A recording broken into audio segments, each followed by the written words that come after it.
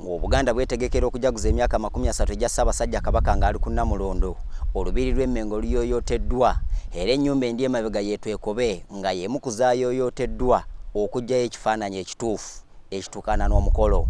Okuyooyoota ekifo awagenda okubeera emikolo n'okwetegekera ebikujjuko by'okuwera emyaka 30 nga Ssaabasajja atudde ku Namulondo alamula Obuganda zigenda mu maaso. Olwokutaano bannaffe Abasiraamu bajja kubeera nga basabira Ssaabasajja Kabaka era nga beebaza Katonda okumuwangaaza ku Namulondo y'abajjajjaabe emyaka gino gyonna. Era mu ngeri y'emu ku Lwomukaaga mu Badventi wajja kubeerayo okusaba okw'enjawulo era n'omutume alina obubaka obw'enjawulo. Mu ngeri y'emu ne ku Lwassabbiiti wajja kubeerawo okusaba mu masinzizo g'Abakristo ag'enjawulo, balokole, ba Protestanti, Bakatuliki.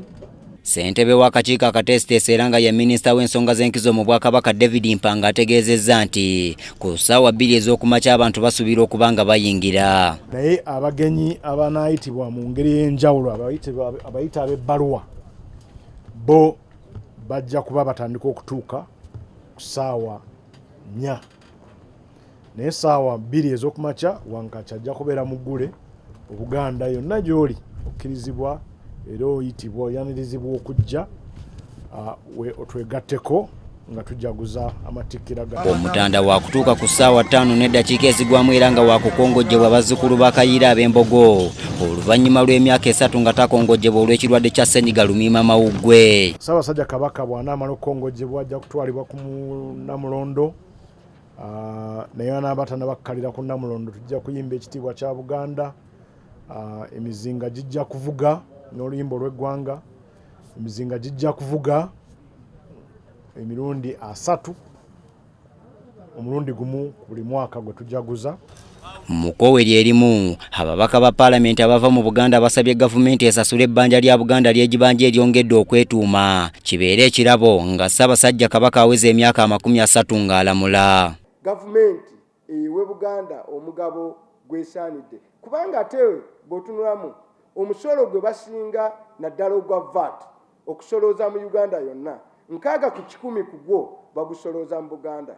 Minisita w'ebyamawulire era omwogezi w'Obwakabaka Nuuwa Kiyimba asabye ekitongole ekivunaanyizibwa ku masannyalaze obutajjaako masannyalaze nga bwe kitera okubeera kisobozesa abanaasigala awaka okugoberera omukolo. Amaloboozi mangi agabadde gavaayo ku mikolo emirala egibadde gibeerawo ge tutayinza kutwala nti oba enkola ebadde ngenderere.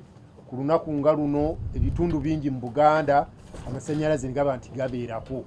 Tusaba ab'amasannyalaze okulaba nti amasannyalaze gabeerako kubanga abantu ba Kabaka bangi abatajja kusobola kubeera wano mu lubiri naye ng'ate bandyagadde okugoberera omukolo nga bwe gunaatambula.